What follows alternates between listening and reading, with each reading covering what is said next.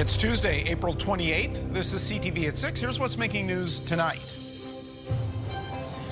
Price, nutrition, or taste? New data reveals Maritimers are making tough choices.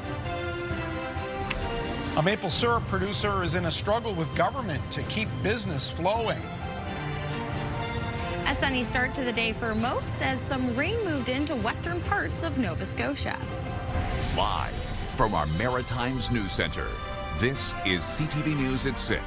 Here is Todd Battis. Good evening. Your finances dominate our coverage tonight, and we begin in the grocery aisle. New numbers from Dalhousie's food report reveal many people have suspected that inflation is putting pressure on household budgets, and they are right. As CTV's Vanessa Wright reports, it's also forcing consumers to change their habits. The cost of food is leading the charge as the biggest concern for Canadians right now, as soaring prices become harder to ignore. I'm standing there looking at a price and I'm going, no way, that cannot be $2 more than the last time I bought it. More than 80% of Canadians say it's the expense that's increased the most for them in the past year, according to Dalhousie's latest food index, a reality shoppers are quickly adapting to. People are more strategic about, what they buy, when they buy, and where they're buying food, really. So much so they're no longer thinking about nutrition or even taste. The report found 45% of Canadians are letting affordability dictate their food choices. The same number, roughly nearly 45%, seek discounts, and the share of Canadians who identify as meat eaters dropped to 55%. We're seeing an incredible number of people moving away from animal proteins and adopting different diets, which is really something that we weren't expecting at all. Now, despite shopping smarter, 34% of Canadians are still having to dip into their savings or borrow money for groceries, a trend that's unchanged from 2024 levels. Well, I have to tell you, I look for the bargains, and I look for things. Often I buy things that have a sticker on them that says that, so much off if you eat today. I do count things up before I get to cash. If it's something I really need, though, I am not as inclined to do that. Households across the country reported spending nearly $23 more on food each month, an unwelcome statistic at a time when many are already counting every dollar. Vanessa Wright, CTV News, Halifax. In tonight's CTV web poll, we're asking, what is your top priority when buying groceries? Your options are price, nutrition, or taste.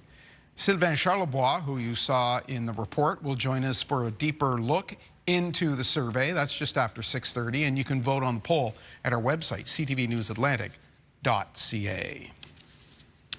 Now to your tax money. A spring update to the federal budget was tabled in Ottawa within the last hour. The government insists the national deficit is lower than expected, but the numbers tell a different story. CTV's Michael LeCouture has details from Parliament Hill. It's more than just an economic update, proposing $37.5 billion in new measures over 5 years. A part of that includes a new skills training program. The government hopes to recruit, train, and hire between 80 and 100,000 skilled tradespeople by 2031. The cost of the program is $5.9 billion. I think what we realized is that we needed to do more. There's no doubt about that. We've seen, there's a number of programs existing, a number of government institutions that have been having different programs to help people in the trades, but we've not seen a comprehensive approach.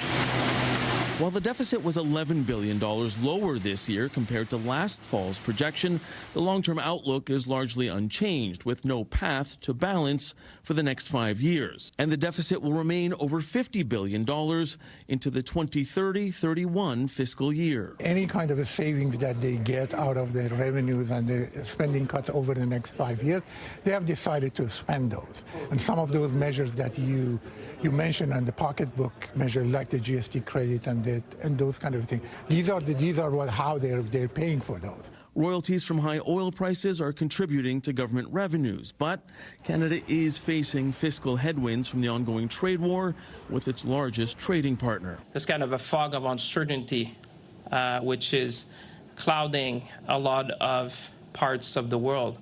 And Canada, despite all that, has been able to manage to lower the deficit and at the same time making sure we're there for Canadians. In addition to yesterday's announcement of the Canada Sovereign Fund, there is other new spending. $755 million over 5 years to support Canada's sports system, including Olympic athletes, and $4.3 billion for Indigenous communities. There is one pocketbook measure Canadians could feel. The government is reducing the contribution rate for the Canada Pension Plan. Someone earning $70,000 per year will get to keep $133 more of their take-home pay annually. But there are few other new measures to help Canadians on a daily basis. I think what it demonstrates is the high fiscal cost to the government of trying to introduce new pocketbook saving measures for Canadians. It is very expensive. Pressed on that, the finance minister pointed to measures like bolstering the grocery and essentials benefit, as well as suspending the excise tax on gasoline until Labor Day, as ways the government is helping Canadians deal with the affordability crisis. Mike Lecouteur, CTV News, Ottawa. Business is strong and sales are flowing at one of the region's most successful maple syrup operations. Still, the taps are being turned off. CTV's Jonathan McGuinness explains why. Most of the taps have been removed from the trees for the season at Hutchinson's Acres. We would take these taps out. The Aylesford, Nova Scotia maple producer has had a good season. On a good year, 75,000 litres. That great year, however, could be the Hutchinsons' last. For more than 20 years, they have been leasing Crown land from the Department of Natural Resources. They're currently 2 to 3 years into a 10-year lease. But 3 weeks ago, they got a letter from DNR telling them they had to get off the land by May 2nd. There's 600 kilometres of tubing in here. You're not going to pick up 600 kilometres of tubing and walk out of here with it. I mean, that represents probably 50 to 60 trailer loads. They are the largest certified organic maple producer in the province. Earlier this year, they had been working with the province's Department of Agriculture to expand their markets at trade shows in Riyadh and Dubai. Anna Hutchinson says she was surprised to receive the letter. The contacts that I received from that show in Dubai, I'm having to tell them, no, I can't supply you. When asked to respond to the situation, a statement sent to CTV News by Natural Resources Minister Kim Maslin says in part, "We tried on numerous occasions to work with the company to find a solution, but an agreement could not be reached. The province maintained the leases for 2 years after the company was placed in receivership by its lender, giving the company more time to try to resolve the situation."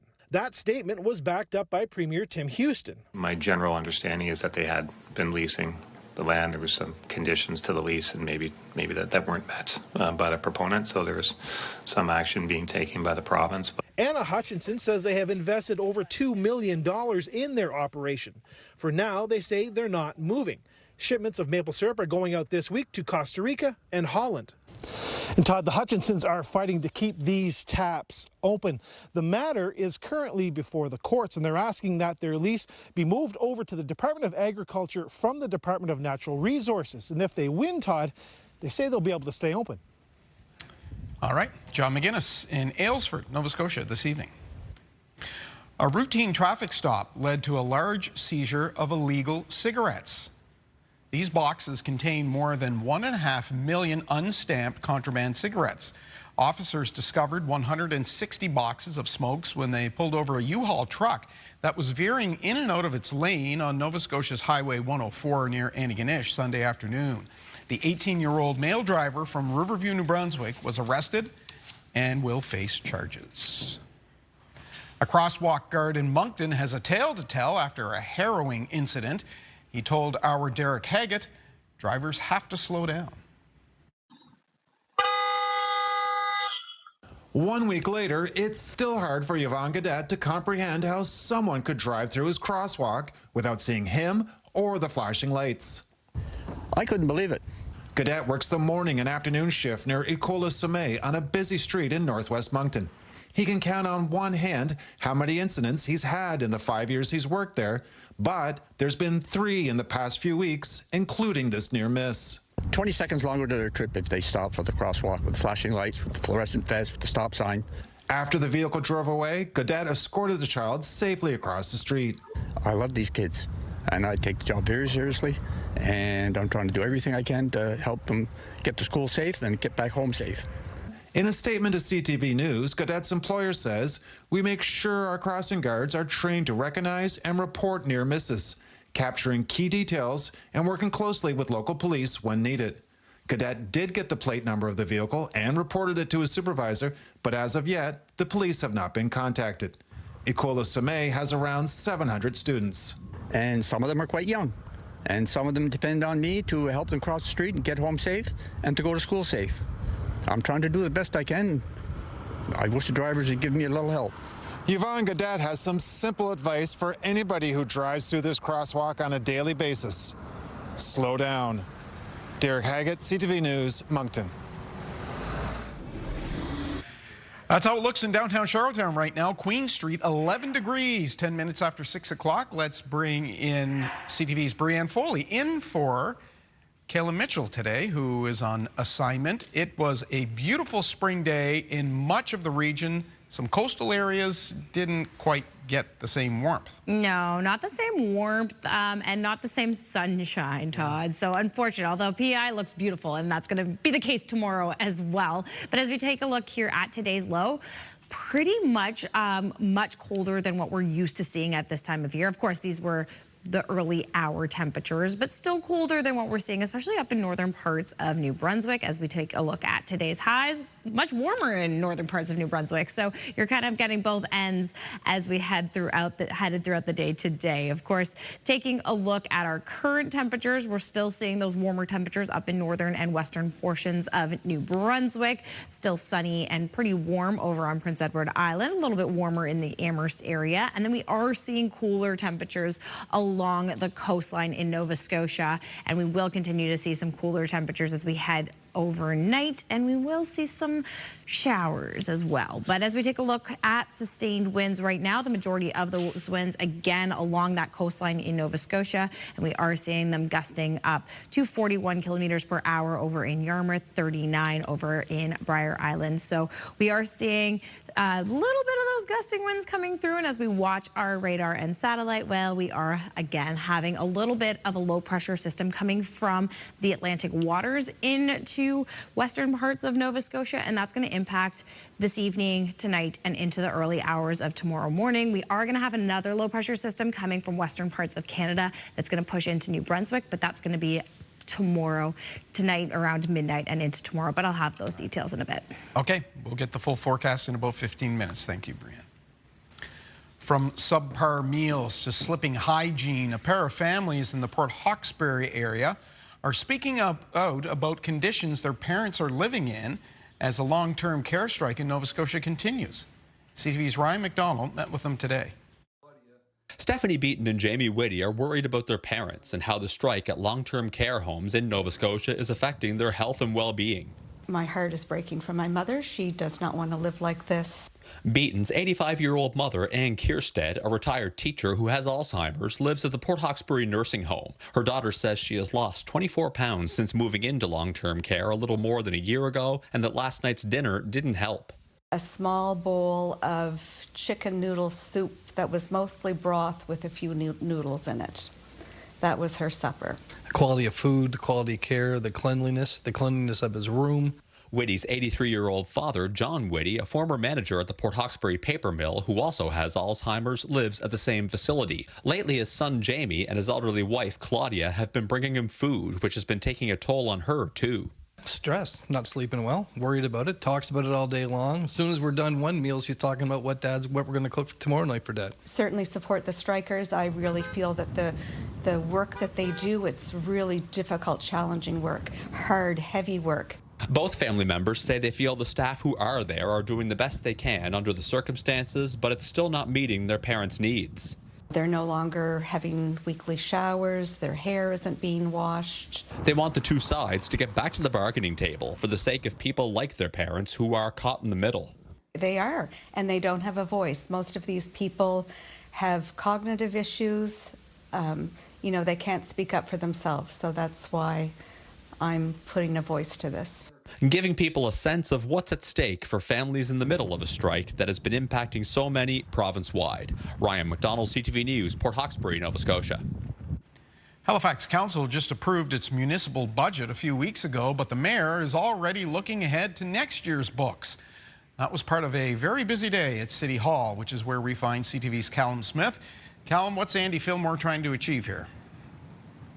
Yeah, Todd, he's essentially trying to lay a starting point for staff going into the 2027-28 budget by holding spending and services flat.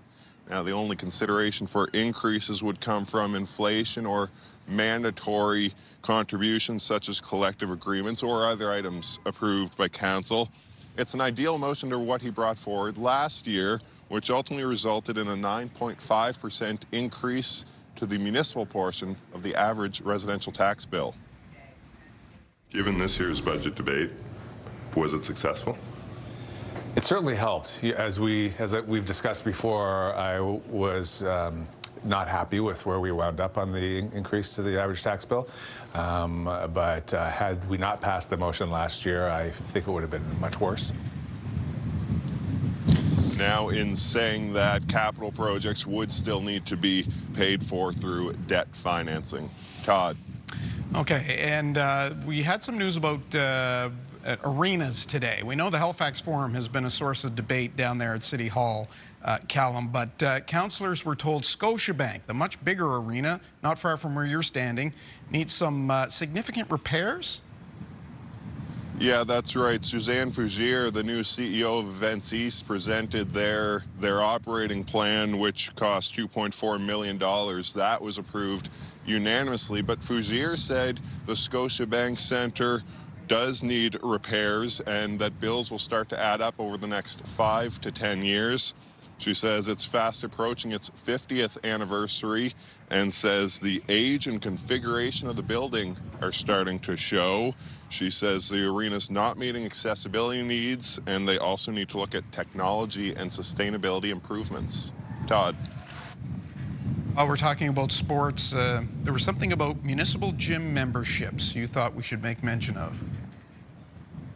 Yeah, this new one membership pilot program essentially would allow someone, if they had a membership for the Canada Games Centre, for example, to go to the Zatzman Sportsplex for a 75% reduction in a day pass. Todd. Okay, clearly lots going on at City Hall. Callum Smith there for us. Thanks for the update tonight. Rising energy costs, trade troubles, and an aging population, a problematic combination. In an effort to confront financial woes, New Brunswick plans to boost the economy by 10% in coming years. CTV's Nick Moore now on the ambitious goal. Over the last 4 decades, New Brunswick's average annual rate of economic growth has come in at 1.85%. But in 2024, the last year on record, the province's GDP came in at 2.7%, outperforming the national average. Premier Susan Holt says her government has a plan for the next 4 years. An ambitious goal of 10% GDP growth by 2030. Holt says a 2.5% boost in each of the next 4 years will focus on increasing productivity, private sector deals, and diversification of exports. Holt says $1 billion in federal defense spending at Gagetown and a $1 billion tourism strategy will play a role as well. So when you're experiencing times of uncertainty, government's job is to deliver the kind of certainty that their businesses, those employees, and our entire province can rely on. I do believe that's quite a stretch. Progressive Conservative finance critic Don Monahan says the timeline from Holt is overly optimistic. It takes time to get mining strategies in place and to get investors set up and to get the approvals and the environment sign off and check off. So I'm not really certain that 4 years is gonna be enough time to see that movement move forward. It's focused on essentially making billionaires richer. Green Party leader David Kuhn says communities and small businesses have largely been left out of the details provided. We need a strategy that is going to bring prosperity to our families and keep wealth in our communities, not one that's focused on further enriching big businesses. Holt's strategy has support from the New Brunswick Business Council, representing CEOs across the province. This strategy includes clear measures and milestones. What a beautiful thing. But what it signals is that government is serious about results not just intentions. Of the benchmark set, one of the most ambitious is to raise private sector capital investment by almost 17% between now and 2030. Nick Moore, CTV News, St. John. Get the Maritimes' top stories, breaking news alerts, and watch live. Download the CTV News app. The cost of staying warm and keeping the heat on in Nova Scotia brought together government, industry leaders, and concerned Nova Scotians at a legislative committee today. As CTV's Jesse Thomas reports, all recognize the pain of rising costs and the struggle for solutions. Around 8% of Nova Scotia power customers are currently behind on their bills. It's about double the rate the utility typically sees. Our main focus for those customers is making sure that they understand they have the option to take those balances and put them in an interest-free payment plan. The company also addressed concerns tied to last year's cyber attack and billing problems, including reports of overbilling based off usage estimates. Nova Scotia Power says nearly 100% of meters are now reconnected to the system. Bills that are going out to customers in the month of April are true read bills, mean that they reflect the actual usage on customers' homes. Meanwhile, the province's new Deputy Minister of Energy faced tough questions about what the government was doing immediately to help Nova Scotians struggling to afford their power bills. A growing concern with a rate increase pending final approval from the Energy Board expected soon. The 1% reduction in HST broadly, the elimination of the provincial portion of HST on energy bills does provide relief. The heating assistance rebate program. The Affordable Energy Coalition says that's not enough. They want government to adopt the recommendations from the 2024 Colton Report on energy affordability. That would see a power bill credit given to low-income earners and expand efficiency upgrade programs to help Nova Scotians make their homes more energy efficient. My hope is that they will consider this seriously. I'm not really encouraged by the response we've had in the 2 years since the report was put out. McDonald, just 2 weeks into the new job, couldn't say what kind of new energy support programs may come on board. That energy affordability remains a focus for the province. Jesse Thomas, CTV News, Halifax. We'll take our first break of the evening now. On the other side, Brianne Foley will have the maritime forecast. But first, is betting on the Blue Jays a home run move or a strikeout? We know that during a sport game, people are excited, people are enthusiastic. So it's a good moment to get their attention and make them dream about New Brunswick.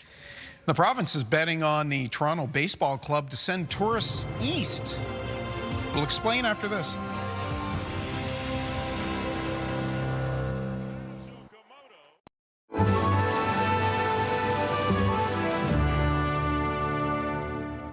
Smart money might not be on the Blue Jays so far this season, but New Brunswick is betting the Jays can bolster tourism. So it's spending well over $1 million to encourage fans to visit.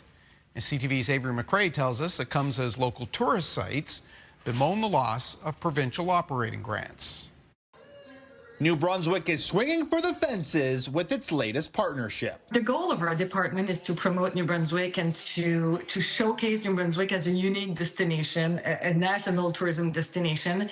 And sport events are great places to catch people's attention. That's why over the next 3 years, the province is spending $1.6 million to partner with Canada's lone Major League Baseball team, the Toronto Blue Jays, to promote itself as a premier place to visit. We know that during a sport game, people are excited, people are enthusiastic. So it's a good moment to get their attention and make them dream about New Brunswick. From an advertising standpoint, a UNB assistant marketing professor calls the deal a home run. Blue Jays are one of the few brands that can give you real coast-to-coast Canadian reach, and then they also have something most advertising cannot buy, which in this case is really just fans' emotional engagement. In 2024, Prince Edward Island signed a deal with the National Hockey League to brand the province as an official travel destination of the NHL.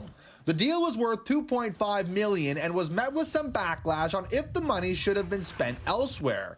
New Brunswick's most recent budget saw cuts to its tourism sector, forcing the closure of some popular places. When asked if the money would have been better spent locally, Yu says it depends. If it's just like, logos at Stadium, it's probably not going to be a great return. But if it's, storytelling, if it's like game day experiences that could really showcase the province, then the value would compound. The deal also aims to help the province achieve its goal of increasing its annual tourism revenue to $3.7 billion by 2030. In a statement to CTV, Tourism Industry Association of New Brunswick CEO Jeanette Dorian calls the partnership a promising opportunity, but says its success will ultimately be measured by tangible return on the government's investment.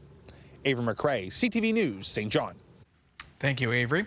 Your regional forecast is coming up, so get ready for some clouds tonight, and the rain moves in from the west tomorrow.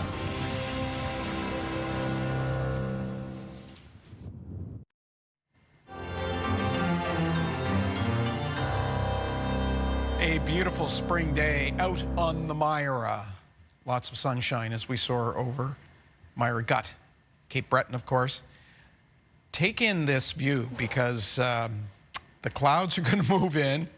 The rain will be next. This will not last. Is that right, Brianne? So pessimistic, Todd.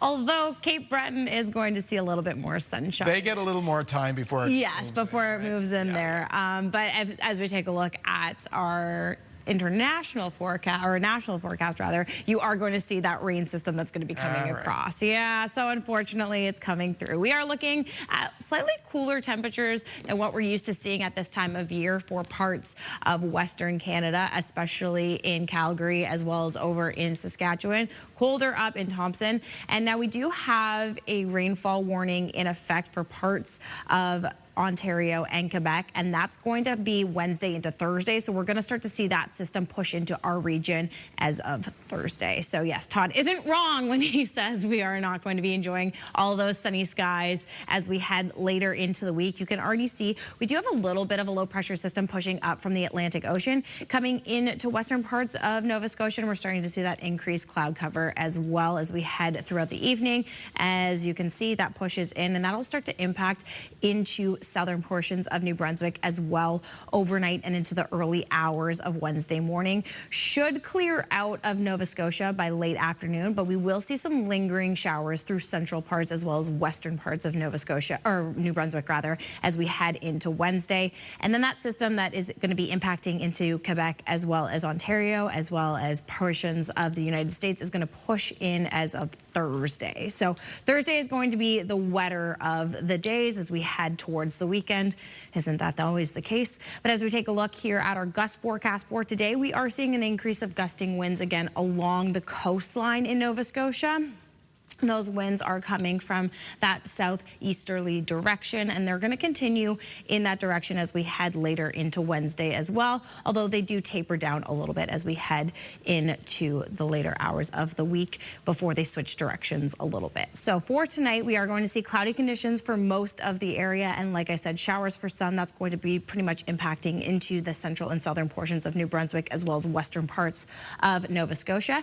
As we head into Wednesday, chance of showers again along that western portion of the province, although we are seeing pretty warm temperatures, warmer than average for this time of year. As we head into central and southern portions, yes, we are going to see showers, but a UV index of 6. So that's still a high UV index as we head throughout the day. Prince Edward Island, mostly sunny conditions. And as we head into Cape Breton, again, mostly sunny conditions, though a little bit cooler than what we're used to seeing at this time of year. Heading into central parts of Nova Scotia, we'll see mostly cloudy conditions. Could see a few scattered showers, especially around the Halifax area, although we will see the majority of the rainfall, about 2 millimeters of rain heading into parts of western Nova Scotia. So yes, the next couple days, we are pretty much seeing rainfall as we head towards the weekend. Unfortunately, that's that low pressure system that's pushing in. That's going to be the same case for Nova Scotia as well, though we'll mostly see a mix of sun and cloud. Could still see some of those scattered showers, though, on Saturday and into Sunday. For Prince Edward Island, continuing with sunshine for Wednesday and Thursday, and then Friday is when that low pressure system is really going to be impacting into PEI. Todd? Hey, thank you, Brianne. We will see you at the end of the show for the Wake Up weather. Coming up next, we're going to talk about groceries and prices and how Maritimers are feeling about the weekly shop. Sylvain Charlebois joins us after this.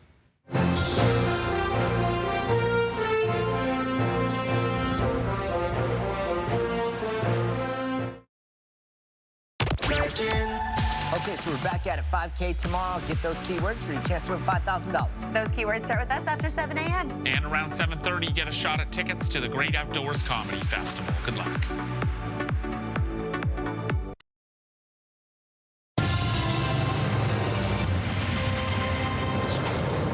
As you saw earlier, the Canadian Food Sentiment Index shows inflation dominates concerns about groceries. We're joined by Senior Director of Dalhousie University's Agri-Food Analytics Lab, Sylvain Charlebois, who is, you're at the airport. You're about to step on a flight? Absolutely. On my way to Montreal. It's the biggest food innovation show in the world, Seattle, and it is in Montreal this year. Okay, so we're really pleased you can make some time for us before you get on that plane. Look, the headline in your survey pretty much says it all, right? Canadians adapt to food inflation pressures. How are they doing that? They're adapting well, to be honest. When we started the index 2 years ago, actually, you sensed that there was panic. People didn't know how to deal with the higher prices. But now, I mean, you're seeing more resolved out there. Consumers are better equipped. They're better informed. They're doing their homework before leaving the house. They're actually discovering new stores as well, whether it's in Nova Scotia, New Brunswick, or elsewhere. Really, it's been helpful for them to cope with higher prices, knowing that there are options out there to actually keep prices or costs as low as possible. Instead of reacting to, say, like a short-term food price spike, are Canadian consumers being rewired for the long term? Pretty much, yeah. I think the word I heard a lot today was normalization.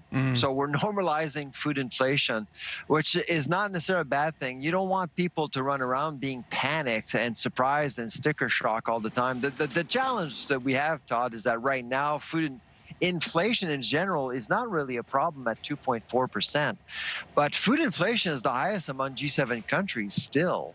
And so when people are buying stuff in the economy, they're not seeing sticker shockers, but when they go to grocers, they do. And so that's why they're very careful. Wages are up, though. That's helping. And the fact that inflation is lower, it gives them more capacity to deal with food prices at the grocery store as well. You mentioned this in your report. It seems like a sad situation when someone has to make a choice between price, nutrition, or taste. But that seems to be the case. Yeah, so last fall we were comforted by the fact that nutrition and affordability, that delta actually was much smaller actually. Now with the spring, we're seeing nutrition and affordability. Again, there's a bit of a spread there. That spread has increased, unfortunately. So there is a big difference. So affordability will remain a big issue for quite some time for a good number of households. Do you think that will be reflected in health outcomes down the road? Likely. Unfortunately, likely. I mean, as soon as food inflation becomes a problem, people go to the center of the store.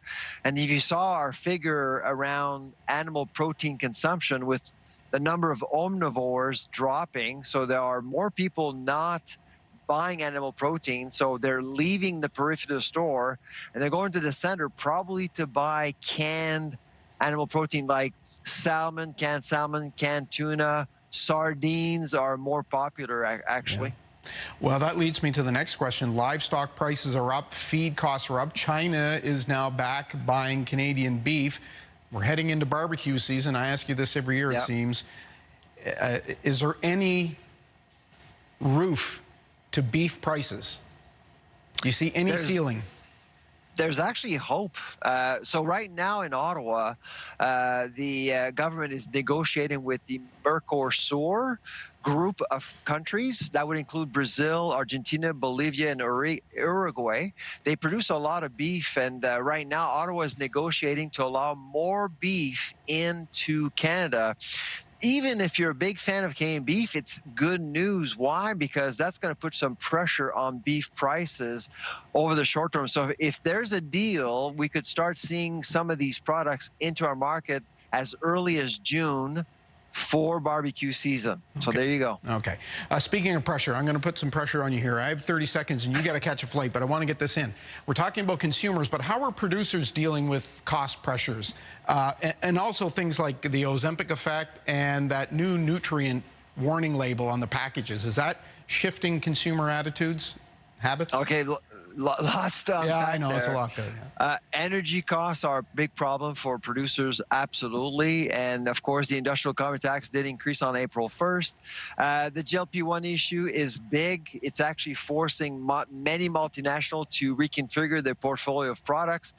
And that logo from Health Canada absolutely telling you if there's too much fat, sugar, or sodium is actually have an impact on people. People's behavior are being affected by these logos now. Yeah, I must say I notice it.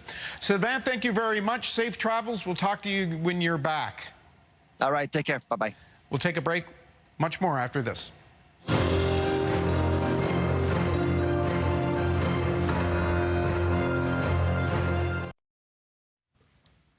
In health and medical news tonight, children's advocates say Ottawa cannot afford to wait any longer to introduce new online harms legislation. That covers AI chatbots and video games. We get the details now from CTV's Amanda Debison in tonight's edition of The Lifeline. A rally on Parliament Hill is calling on Ottawa to move quickly to introduce an online harms bill. The time is up. Stop the delay and protect the kids today. Children, parents, and advocates showed up with letters to every member of Parliament. They want to see the bill introduced to include protections from AI chatbots and video games. The Liberals have promised legislation since 2019. 2 versions of the bill were tabled, but both died before the last 2 federal elections. Culture Minister Mark Miller met with the group.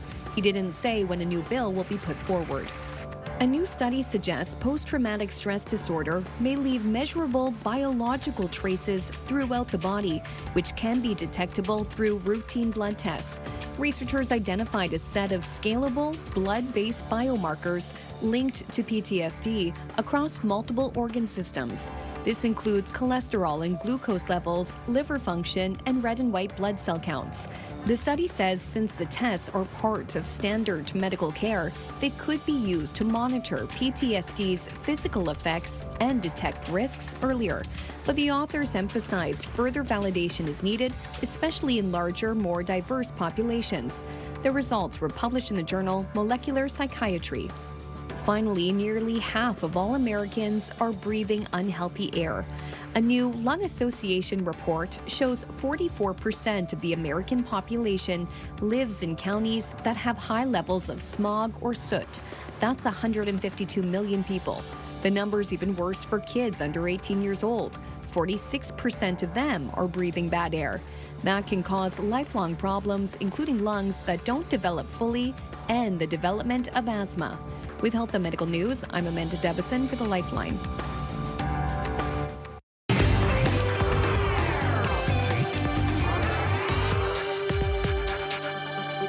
We're on the scene with the case of Taylor Swift versus AI. Swift is the latest star to fight back against artificial intelligence. The musician is filing 3 trademark applications with the U.S. Patent and Trademark Office in an attempt to protect her likeness from being misused.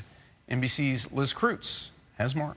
I should not be left to my own devices. Left to her own devices, Taylor Swift is taking the fight to generative AI. It's me. Hi. The pop icon proactively moving to ensure her voice and likeness are protected from deepfakes and other AI misuse. Swift's company filing 3 applications last week, including 2 audio trademarks, one for "Hey, it's Taylor Swift," and another, "Hey, it's Taylor," and a third filing for a visual trademark covering a photo of Swift holding a pink guitar.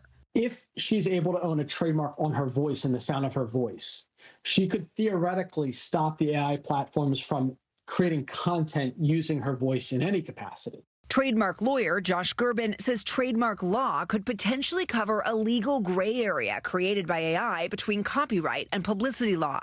She might be able to argue that because her voice is protected as a trademark, that new song that's the AI is generated is actually a violation of her trademark rights, whereas it wouldn't really been a violation of copyright rights. The Swift filings mimic a similar move made by actor Matthew McConaughey this past January, trademarking his likeness and his most famous catchphrase. All right, all right, all right. Swift has been the victim of AI deepfakes on more than one occasion. All you have to do is click the button below. And is just one of many artists who have expressed concerns. More than 700 industry figures, including Scarlett Johansson, Cate Blanchett, and Joseph Gordon-Levitt, signed on to back an anti-AI campaign earlier this year.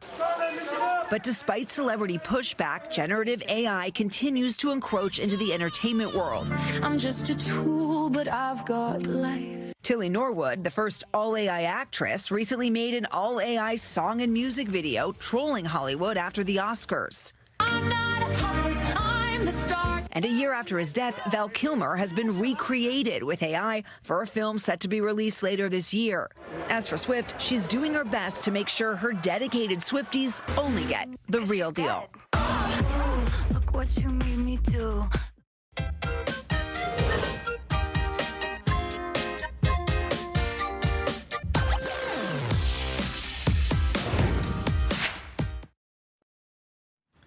On the markets, the Dow Jones closed the day down 26 points, mostly flat. There are many questions about the new sovereign wealth fund in this country, but few answers.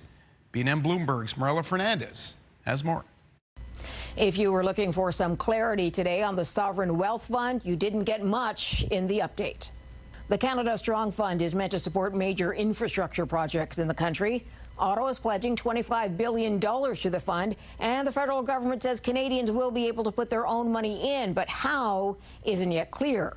The finance minister says it will be like buying a bond where the initial capital is protected.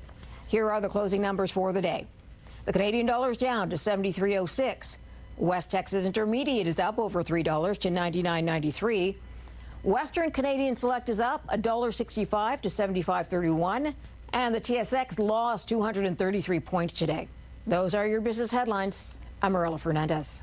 All right, let's go to Brianne outside on the weather deck. One more look at tomorrow and a good-looking shot of a sundown, I believe. Yes, you got it, Todd. It is a beautiful photo that has been sent to us by Lori Watkins from Grand Manan, and it is absolutely stunning. I love a good sunset. Of course, tomorrow it's going to be a little bit rainy in Grand Manan, about 10 degrees. And as we head through the morning, like I said, that rain is going to be sticking around, especially along that Bay of Fundy coastline, bringing cooler temperatures with it. But we are seeing some sun in northern parts of New Brunswick, as well as over on Prince Edward Island and Cape Breton Island. Though as we head a little bit later into the day, we're mostly seeing some cloud cover continue. A few lingering showers, like I said, along that southern and central portion of New Brunswick, mostly clearing, though, throughout the course of the morning and into the early afternoon. We will start to see some of that sun pop through as well through eastern parts of Nova Scotia. A little extra cloud cover coming in a little bit later in the afternoon for Prince Edward Island. So overall, not a bad day, a little bit wet, but there will be more rain to come. But for now, let's head over to see what's coming up on CTV Your Morning Atlantic. Wednesday on Your Morning Atlantic, the Lady Ball Halifax. The annual fundraising gala in support of Ovarian Cancer Canada. It's happening next week, and we get all the details. Start your morning with us Wednesday on Your Morning Atlantic on CTV2 and Crave. Finally tonight, a giant troll is turning heads in small-town Iowa. This massive wooden troll rises 2 stories. It's the pride and joy of the Museum of Danish America in Elkhorn, Iowa. Danish artist Thomas Dambo is the man who created this 7-meter-high masterpiece. Dambo says the troll depicts the migration of the Danes to the Midwestern prairies in the late 1880s. One of 176 sculptures he's created in his Denmark studio. He's got them installed all over the world. That is our look at the day here at home. Bruce Frisco is here at 11:30. The app and website have your updates anytime. I'm Todd Battis. Hope to see you back here for your midweek newscast tomorrow night. Good night.